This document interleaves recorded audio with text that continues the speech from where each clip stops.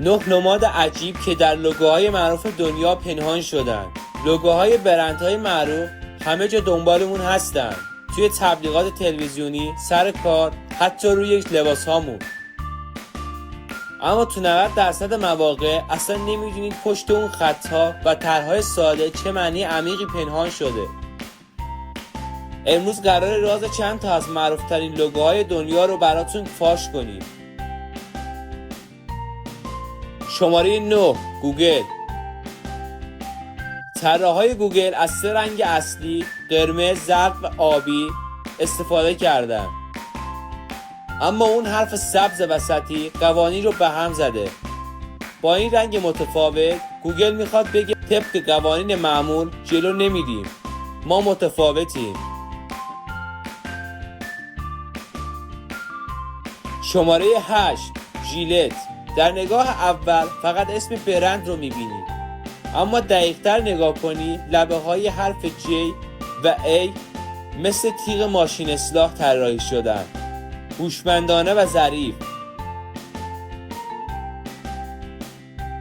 شماره 7 میتسوبیشی. پایه این لوگو از نشان خانوادگی مؤسس شرکت گرفته شده. 3 تا لوزی روی هم که نماد صداقت، موفقیت و قابل اعتماد بودنه. رنگ قرمز هم نشونه اعتماد به نفسه و جالبه بدونید در فرهنگ ژاپنی اعتقاد دارن رنگ قرمز مشتری رو جذب میکنه. شماره 6 گودویل. این سازمان خیریه‌ای معروف کمک‌های غذایی و پوشاک جمع‌آوری میکنه. طراحی لوگو میخواست نشون بده که کار خیر باید جزئی از زندگی روزمره باشه. به همین خاطره حرف J توی لوگو شبیه یه حرف خندان طراحی شده.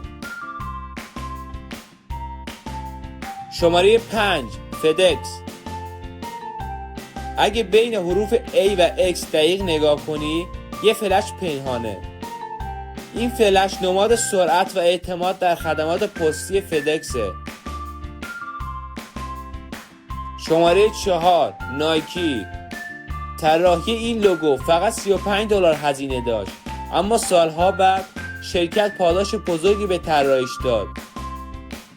اون طرح معروف در واقع بالهای الهه پیروزی یونانی نایکی رو نشون میده، نماد الهام و موفقیت. شماره 3 پپسی. یه بار پپسی برای روز مردگان در مکزیک بطری‌هایی با لوگوی برعکس پخش کرد. خیلی ها فکر کردن اشتباه چاپیه، ولی وقتی لوگو رو وارونه می‌کردن کلمه شبیه is dead یعنی مرده است دیده میشد. شماره 2 تور دو فرانس.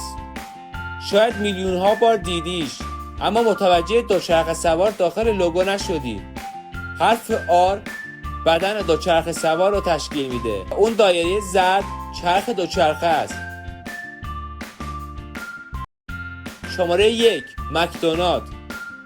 اولین رستوران های مکدونالد با 2 قوس طلایی ساخته شدن. قوس‌ها بعدها به نماد برند تبدیل شدن. جالبه بدونین که روانشناسان به مدیران گفتن نباید لوگو رو حذف کنن، چون قوس‌های طلایی ناخودآگاه آدم رو به یاد تصویر برعکس پستان مادر میندازه و حس آرامش و دوران کودکی رو زنده میکنه. آیا به اینا دقت کرده بودی؟ تو هم اگه یک لوگوی مرموز میشناسی حتما توی کامنت ها بگو. ویدیوی بعدی میبینمتون.